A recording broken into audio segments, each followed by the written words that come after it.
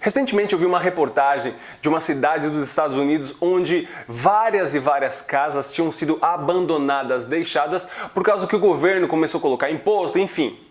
E aí as pessoas deixaram as casas super bonitas, mas foram com o tempo se degradando. Por quê? Porque vai sujando, vai tendo pó e tudo mais, e aí o cupim vai entrando, muitas casas de madeira, e elas vão definhando, algumas pessoas vão descobrindo que ninguém mais mora ali, vão entrando, sujando as coisas, tem atos de vandalismo e tudo mais. Por quê? Porque não tem ninguém para cuidar daquela casa, não tem ninguém para limpar aquela casa. Uma casa que não é limpa constantemente, ela vai se sujando,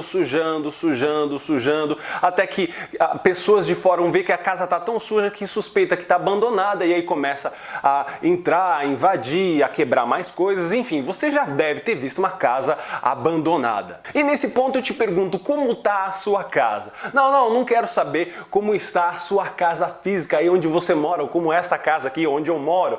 Eu tô te perguntando, você, templo do Espírito Santo, casa do Espírito Santo. De igual forma, nós também temos que limpar a nossa casa, ou seja, a leitura da palavra de Deus. Se a gente deixar de ler, de ter comunhão com a palavra de Deus, pouco a pouco, os pecados que antes a gente vencia facilmente, eles vão ganhando cada vez mais força e sujando a nossa casa. E tem um problema, porque de repente alguém aí de fora pode ver que a casa está meio abandonada e resolve entrar, entendeu? Então, o que eu quero dizer é sobre a importância da gente sempre, constantemente, estar lendo a Bíblia. Eu sempre cito o versículo de Salmos, capítulo 1, verso 2, que é bem-aventurado aquele que tem prazer na lei do Senhor e nela medita dia e noite. Ou seja, sempre estar meditando nas Escrituras, para que assim a gente possa diariamente estar limpando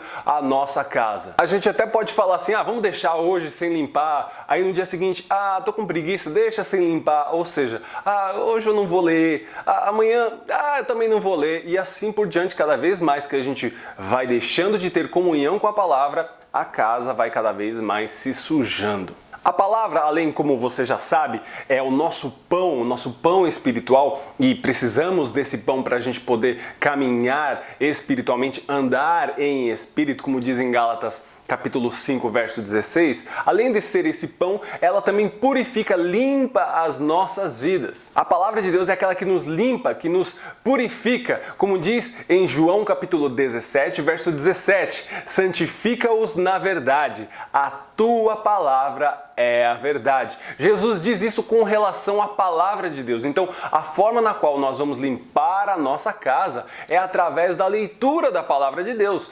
justamente através da nossa comunhão com a palavra. E por isso não dá para a gente deixar a nossa casa sem esta limpeza, porque se a gente deixa a casa, ela vai se sujando cada vez mais. Você sabe como que é, você já deve ter passado por isso. Você fica distante dessa leitura, dessa comunhão com Deus em oração e leitura da palavra, você percebe que o pecado dentro de você vai cada vez mais ganhando força. Por quê? Porque você deixou de se encher da palavra, de se limpar com a palavra, de estar em contato com a palavra. Então faça aí uma análise de como a sua casa está. Como é que ela está? Está suja? Está mais ou menos? Está precisando passar uma vassoura? Então pega aí os produtos de limpeza, o sangue de Jesus, se limpa, se purifica, a palavra de Deus, para que você possa ser impecável através do sangue de Jesus, através da sua palavra. Beleza? Nos vemos então na semana que vem.